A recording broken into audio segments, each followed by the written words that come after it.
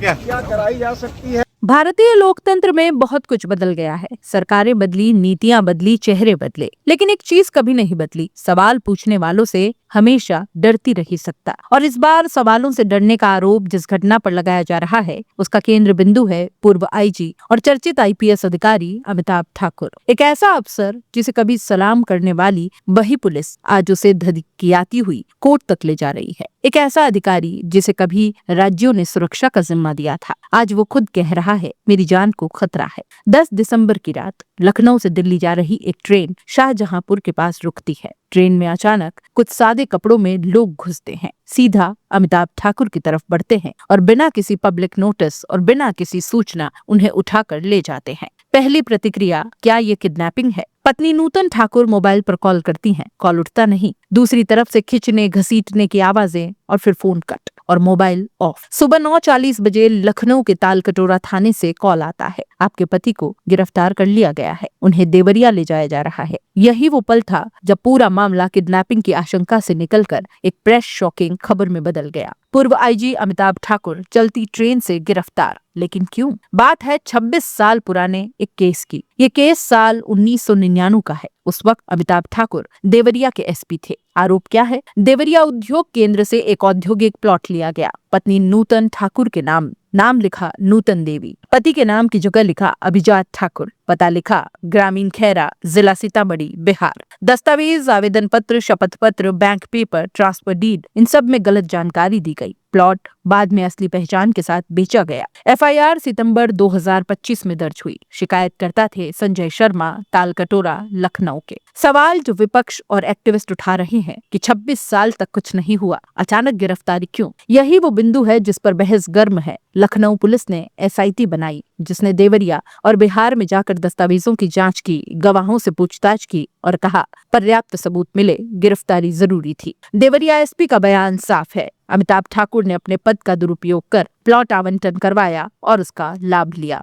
इसी आधार पर उन्हें देवरिया कोर्ट पेश किया गया और 14 दिन की न्यायिक हिरासत में भेज दिया गया। अगली सुनवाई 23 दिसंबर को थी, लेकिन कहानी यहीं खत्म नहीं होती। गिरफ्तारी के बाद पुलिस उन्हें देवरिया मेडिकल कॉलेज ले गई। वहां मीडिया को देखते ही अमिताभ ठाकुर ने कहा मेरी जान को खतरा है, पुलिस मुझे मार सकती है। यह बयान देश भर में बहस का विषय बन गया। कभी आईपीएस रहते हुए जिनके सामने पुलिस वाले खड़े होने में कांपते थे, आज वही पुलिस उन्हें धकियाते हुए कोर्ट ले जा रही थी। कई वीडियो सामने आए जिनमें पुलिस मीडिया से उन्हें बचाती नहीं, छिपाती दिखाई दी। सबसे बड़ी बात, अमिताभ ठाकुर और उनकी पत्नी नूतन ठाकुर दोनों के एक्स अकाउंट तक सस्पेंड कर दिए गए। यानी वे बोल नहीं सकते, लिख नहीं सकते और अपनी बात जनता तक सीधे नहीं पहुंचा सकते। पत्नी नूतन ठाकुर कहती है कि ये सिर्फ गिरफ्तारी नहीं, बल्कि हमारी आवाज दबाने की कोशिश है। क्या ये राजनीतिक प्रतिशोध है? विपक्ष के आरोप हैं। ये पहला मौका नहीं है जब अमिताभ ठाकुर विवादों में फंसे हों। उनका करियर ही हमेशा सत्ता से टकराव का रहा। 2015 में अमिताभ ने दावा किया कि मुलायम सिंह यादव ने उन्हें धमकी दी। ऑडियो वायरल हुआ। मुलायम ने बाद में स्वीकारा भी कि फोन उन्होंने ही किया था। 2021 में योगी सरकार ने कहा सेवा के लिए उपयुक्त नहीं और उन्हें फोर्स से बाहर कर दिया गया। अमिताभ ठाकुर वो सपा, बसपा, बीजेपी किसी को नहीं छोड़ते। हर विवाद पर खुलकर बोला करते, बड़े नेताओं पर उंगली उठाते, कई बार विसल ब्लोअर भी बने और इसी वजह से उनके समर्थक मानते हैं उनकी गिरफ्तारी राजनीतिक प्रतिशोध है। लेकिन पुलिस का कहना जरा अलग है। कहा हमारे पास सबूत है, मामला पूरी तरह आपराधिक है। दोनों दावों के बीच सच्चाई अदालत में तय होगी। इसी के साथ एक और विवादित एफआईआर है। वाराणसी कैंट थाने में हिंदू युवा वाहिनी के अमरीश सिंह भोला ने एफआईआर कराई कि अमिताभ और उनकी पत्नी ने कप सिरप मामले पर गलत जानकारी फैलाकर सरकार की छवि खराब की। ये एफआईआर भी उनके खिलाफ आरोपों की लंबी सूची में जुड़ गई। सबसे बड़ा सवाल, 26 साल तक खामोशी क्यों रही? वीडियो रिपोर्टों में ये सवाल बार बार उठाया जा रहा है। अगर प्लॉट में गड़बड़ी थी तो 1999 से 2025 तक सरकारें क्या कर रही थी? बसपा, सपा, बीजेपी, तीन सरकारें आई और फिर यह केस अचानक सक्रिय क्यों? क्या गिरफ्तारी के समय इसलिए चुना गया क्योंकि अमिताभ ठाकुर लगातार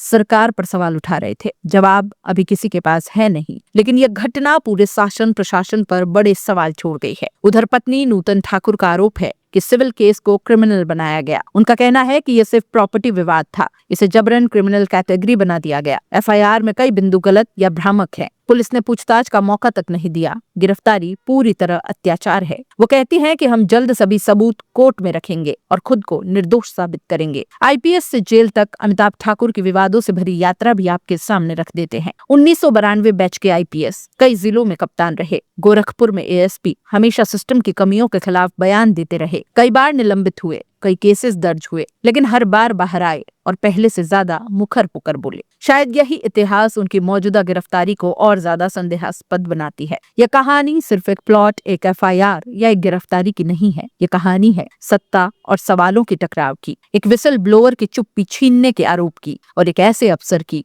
जिसने हर सरकार से सवाल पूछे और आज जेल में है। अब गेंद अदालत के पाले में है, सबूतों पर फैसला होगा, लेकिन लोकतंत्र और संस्थाओं पर खड़े सवाल अभी भी हवा में तैर रहे हैं। क्या 26 साल पुराना केस न्याय की पुकार है या एक असुविधाजनक आवाज को दबाने की कोशिश? फिलहाल अमिताभ ठाकुर 14 दिन की न्यायिक हिरासत में है। 23 दिसंबर को अदालत तय करेगी कि वो जेल में रहेंगे या बाहर से लड़ सकेंगे।